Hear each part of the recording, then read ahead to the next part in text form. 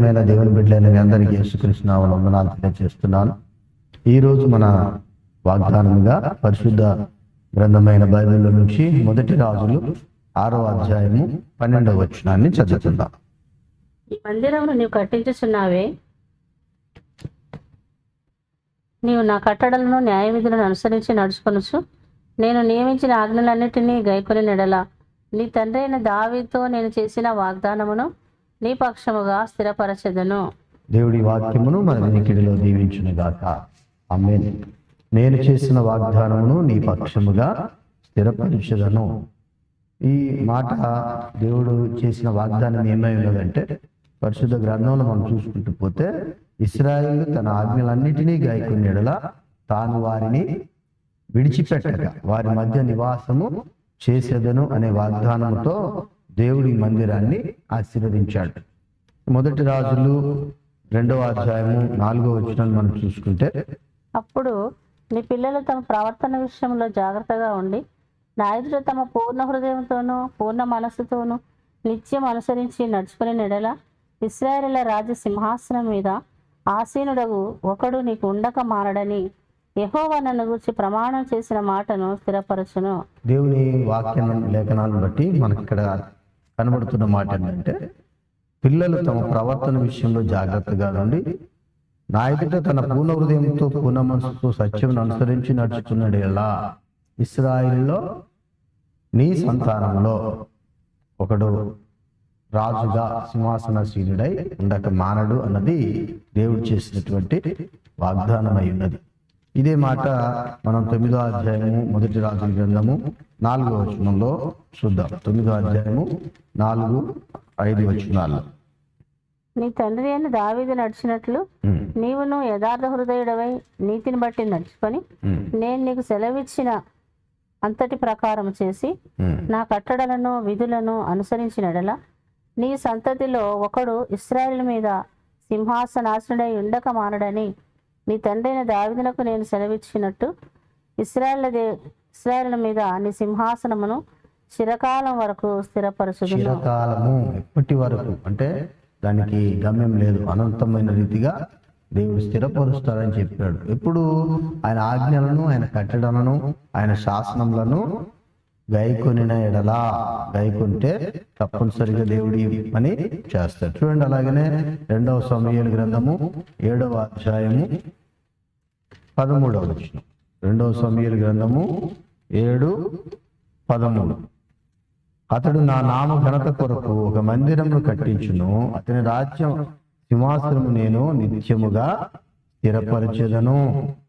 ఒకటిది సొలొమోను కట్టించినటువంటి దేవాలయం, దావీదుతో దేవుడు చేసినటువంటి వాగ్దానమే. కాబట్టి దావీదు వద్దని చెప్పినప్పుడు తన కడుపున పుట్టే కుమారుడి ద్వారా ఇది నిర్మించబడదని చెప్పాడు. అందుకే మరలా ఇక్కడ వాగ్దానం తెలియజేస్తున్నాడు. అతడు నా నామ ఘనత కొరకు ఒక మందిరం కట్టించును, అతని రాజ్య సింహాసనమును నేను నిత్యము స్థిరపరచెదను. నేను అతనికి తండ్రినయ్యుందును, అతడు నాకు కుమారుడయ్యుండును. చాలా మంచి మాట. కాబట్టి దావీదుతో దేవుడు చేసినటువంటి వాగ్దానము స్థిరపరుస్తూ వచ్చాడు, స్థిరపరుస్తూ వస్తున్నాడు. చూడండి, అలాగనే మొదటి దినవృత్తాంతాలు 22వ అధ్యాయము 10వ వచనం, అతడు నా నామమునకు ఒక మందిరమును కట్టించును, అతడు నా కుమారుడై ఉండును, నేను అతనికి తండ్రినై ఉండును. ఇశ్రాయేలు మీద అతని రాజ సింహాసనమును నిత్యము స్థిరపరచుదును. రాజసింహాసనం నిత్యము స్థిరపరచును. దేవుడు ఇచ్చిన వాగ్దానం అన్నిటికీ అది తప్పిపోదు. కాబట్టి మొదటగా ఆయన ఇచ్చిన వాగ్దానాన్ని కూడా మందిరం విషయంలో ఒక మాట చూద్దాం. చూడండి, నిర్గమాకాండము 25వ అధ్యాయము 8వ వచనం. 25:8, నేను వారిలో నివసించినట్లు వారు నాకు పరిశుద్ధ స్థలమును నిర్మింపవలెను. కాబట్టి దేవుడు వారి మధ్య నివసించడానికి పరిశుద్ధ స్థలం యొక్క ఆవశ్యకతను ఇక్కడ తెలియజేస్తూ వచ్చారు. అలాగనే ద్వితీయోపదేశ కాండము 31వ అధ్యాయం 31:6, భయపడకుడి, భయపడకుడి, వారిని చూసి దిగులు పడకుడి. వారిని చూసి దిగులు పడకుడి. నీతో కూడా వచ్చువాడు నీతో కూడా వచ్చువాడు నీ దేవుడైన యెహోవాయే. నీ దేవుడైన యెహోవాయే. ఆయన నిన్ను విడువడు, ఆయన నిన్ను విడువడు, నిన్ను ఎడబాయడు. నిన్ను ఎడబాయడు. చూసారా, దేవుడే వారికి తోడై ఉంటున్నాడు. నిన్ను విడువడు, నిన్ను ఎడబాయడు. నీతో కూడా వచ్చేవాడు మీ దేవుడైన యెహోవాయే. ఇదే భాగంలో మన కొత్త నిబంధన మనం చూసినట్లయితే 2 కొరింథీ 6వ అధ్యాయము 2 కొరింథీ 6:16. దేవుని ఆలయమునకు దేవుని ఆలయం విగ్రహములతో ఏమి పొందిక, విగ్రహములతో ఏమి పొందిక, మనము జీవము గల దేవుని ఆలయమై గల దేవుని ఆలయమై ఉన్నాము. అందుకు దేవుడు ఇలా అందుకు సెలవిస్తున్నాడు, దేవుడు ఇలాగ సెలవిస్తున్నాడు, నేను వారిలో నివసించి నేను వారిలో నివసించి సంచరిస్తును, నేను వారి దేవుడైన నేను వారి దేవుడనై వారు నా ప్రజలైంది. వారు నా ప్రజలైంది. కావున మీరు వారి మధ్య మీరు వారి మధ్య నుండి బయలువెడలి ప్రత్యేకముగా నుండి అపవిత్రమైన దానిని పవిత్రమైన దాని ముట్టకుడని ప్రభు ప్రభువు సెలవిస్తున్నాడు. కాబట్టి ఆయన సెలవిస్తున్నదంటే ఆయన వారి మధ్యన, అంటే మన మధ్యన ఉండి మనకు దేవుడై ఉంటాడు, మనకు తండ్రి అయి ఉంటాడు, మనకి యజమాని అయి ఉంటాడు. ఎప్పుడు ఎవరి మధ్యనైతే మనం ఉంటున్నామో వారికి వేరై ఉండాలి.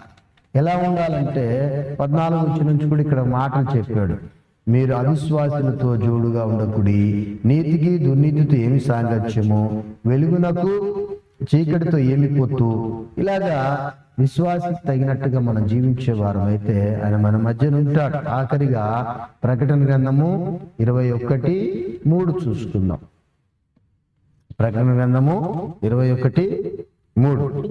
అప్పుడు ఇదిగో దేవుని నివాసం మనుషులతో కూడా ఉన్నది, ఆయన వారితో కాపురముండును, వారు ఆయన ప్రజలైందును. దేవుడు తానే వారి దేవుడై ఉండి వారికి తోడై ఉండును. కాబట్టి దేవుని ఇంటిని గురించి ఆసక్తి భక్షిస్తున్నది చెప్పిన రీతిగా దేవుని మందిరంలో దేవుని బిడ్డలుగా మనం ఉంటూ దేవుని కొరకు ప్రత్యేకించబడిన వారంగా మనం ఉన్నప్పుడు ఆయన మనతో ఉంటాడు, మనకు తోడై ఉంటాడు, మనం నడిపిస్తూ ఉంటాడు. అట్టి కృపతో దేవుడు మనల్ని నింపునుగాక. ఆమేన్. ప్రేమగల తండ్రి, పరిశుద్ధాత్మ దేవా, నీకు స్తోత్రాలు నాయన. మీరిచ్చిన వాగ్దానాన్ని స్వతంత్రించుకోవటానికి నిరంతరము మాతో ఉంటాననిచ్చినటువంటి వాగ్దానాన్ని నాయన దావీదు కుమారుడు సొలొమోనుతో మీరు చేస్తూ వచ్చారు. దాని నేటి వరకును మా మధ్య చేస్తూ వచ్చారు. అందుకే నాయన నేను వారి మధ్య నివాసం చేతును, వారి మీకు తోడై ఉందని అన్నారు. అట్టి కృపను బట్టి స్తోత్రాలు. మేమందరం కూడా ఆ రీతిగా ప్రత్యేకించబడిన వారముగా నీ కొరకు జీవించులాగా కృప చూపమని యేసు పరిశుద్ధ నామమున వేడుకొనిచున్నాము తండ్రి. ఆమేన్. ఆమేన్.